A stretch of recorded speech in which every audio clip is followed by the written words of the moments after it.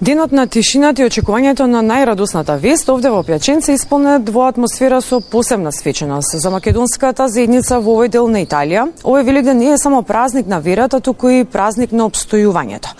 Покрај подготовките за Воскресението, нашите сограѓани овде го слават и остварувањето на долгогодишниот сон за конечно официализирање на сопствен духовен и социјален центар.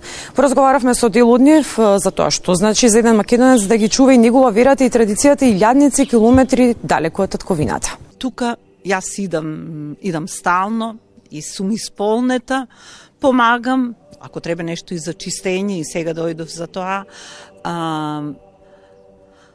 Луѓето доаѓаат за да најдат духовен мир тука.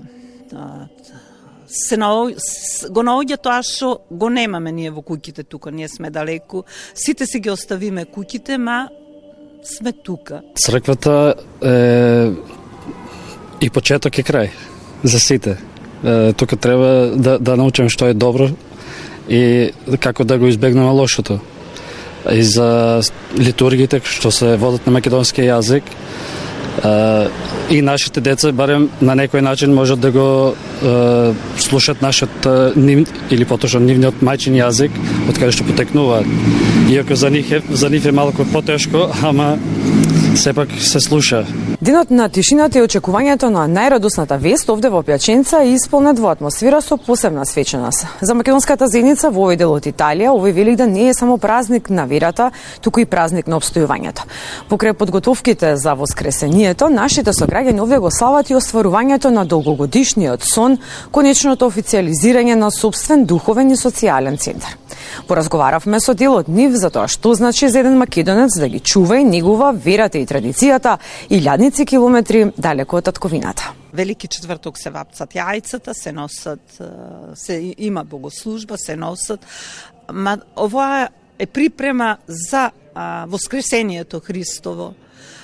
Јас живеам со доста италијанци, да ви кажам дека сварив 65 јајца, чекат секој Великден чекат од мене јајца. Вечер ќе видите колку е убаво, колку е полна црквата, луѓето се сите и деца има доста, имаме и деца што пеат, што ќе бидат сигурно присутни и они.